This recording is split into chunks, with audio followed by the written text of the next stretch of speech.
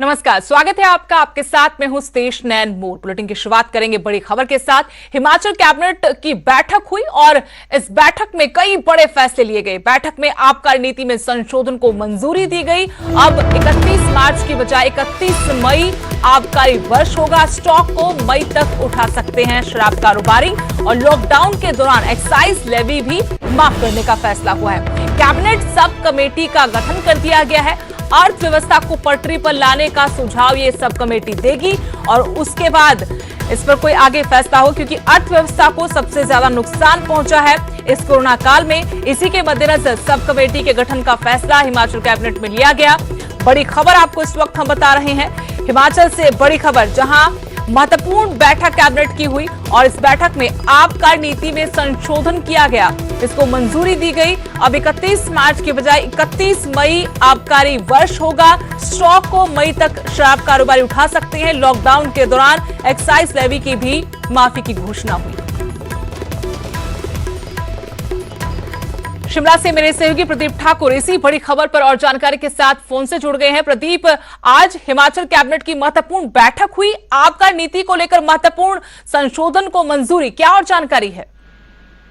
बिल्कुल, देखिए अभी बैठक खत्म हुई है कुछ देर पहले और उसमें जो फैसला किया गया है उसमें यही है कि जो एक्साइज पॉलिसी है उसमें बदलाव किया गया है और उसमें कह सकते हैं कि उसे जो है एक्सटेंशन दी गई है एक तरह से। अब 31 मार्च की बजाय 31 मई तक जो है वो आबकारी वर्ष रहेगा और इस दौरान जो है जो 31 मार्च तक जो स्टॉक उठाया जाना था उसको जो है वो शराब कारोबारी अब जो है 31 मई तक जो है वो उठा सकते हैं। और इसके साथ साथ जो एक्साइज लेवी है, यानी जो उन्हें देना पड़ता था सरकार को पैसा, वो भी जो है इस वक्त माफ कर दिया गया है। और इसके साथ साथ एक अहम फैसला ये किया गया है कि जो अर्थव्यवस्था को नुकसान हुआ है, आर्थिक गतिविधियां नहीं चली है इस पूरे लॉकडाउन के दौरान, उसमें जो है कैबिनेट की सब कमेटी बनाई गई है जिसके अध्यक्ष महेंद्र सिंह ठाकुर को बनाया गया है, जो जल शक्ति मंत्री हैं, और उनके साथ साथ 3 और सदस्य जिनमें शिक्षा मंत्री सुरेश भारद्वाज है, वन मंत्री गोविंद सिंह ठाकुर है और उद्योग मंत्री विक्रम सिंह ठाकुर हैं।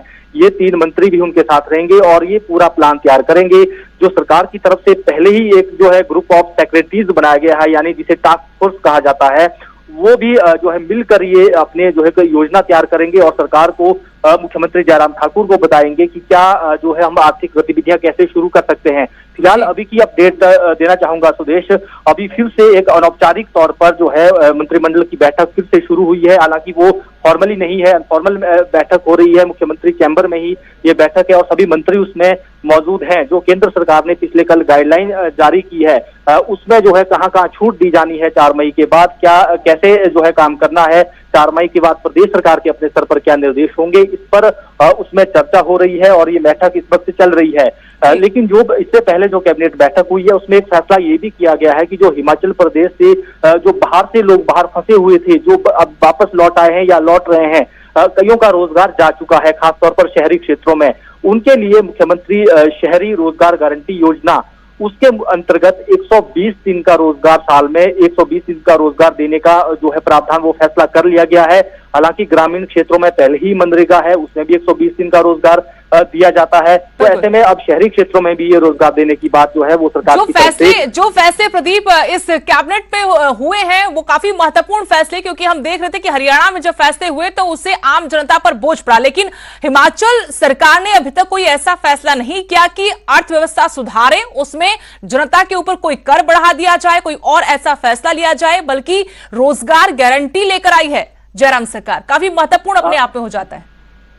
बिल्कुल सुदेश, आपने सही कहा, क्योंकि हिमाचल प्रदेश एक पहाड़ी राज्य है और जिस तरह से आप जानते भी हैं कि ये एक टूरिस्ट डेस्टिनेशन है, अंतर्राष्ट्रीय टूरिस्ट डेस्टिनेशन से माना जाता है, लेकिन टूरिज्म इंडस्ट्री भी इस बार काफी ज्यादा प्रभावित हुई है। तो सरकार ने कोशिश की है कि उस टूरिज्म इंडस्ट्री को भी फिर से उठाने की जो है वो खड़ा करने की कोशिश की जाए। हालांकि अभी जो है क्योंकि काम चला है, उसमें एग्जिट प्लान पर भी काम चला हुआ है, बाकी चर्चाएं भी चली है, लेकिन जो अभी फैसला किया गया है उसमें टूरिज्म इंडस्ट्री को भी एक तरह से जो होटलियर हैं या बड़े होटल हैं या और जो टूरिज्म इंडस्ट्री से जुड़े जो संस्थान हैं उनको 15 करोड़ रुपए का कह सकते हैं एक लाभ दिया गया है कि उन्हें 6 माह की इलेक्ट्रिसिटी डिमांड जो चार्ज जो रहता है वो माफ कर दिया गया है। तो कह सकते हैं कि उनके लिए ये तो काफी अहम है। और किसान बागवानों के लिए भी अच्छी बात यह है कि हिमाचल प्रदेश में जो फूलों की खेती वो काफी प्रभावित हुई है। फूल जो है वो बाहरी राज्यों में सप्लाई नहीं हो पाए हैं, और इसके साथ साथ जो महंगी सब्जियां जो है वो तैयार होती है हिमाचल प्रदेश में, जो होटलों में बिकती है, वो भी जो है सप्लाई नहीं हो पाई थी प्रदेश के बाहर।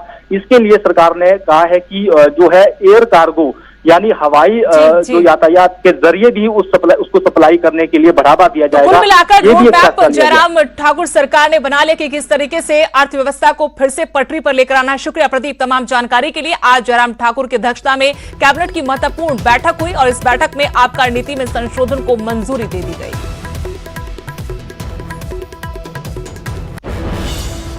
एक और बड़ी खबर, कोरोना के कहर के बीच मौसम का अलर्ट जारी हुआ है। तूफान और ओलावृष्टि की चेतावनी दी गई है। हिमाचल में 5 दिन लगातार अलर्ट। जी हां, 2 मई से 6 मई तक येलो अलर्ट जारी किया है।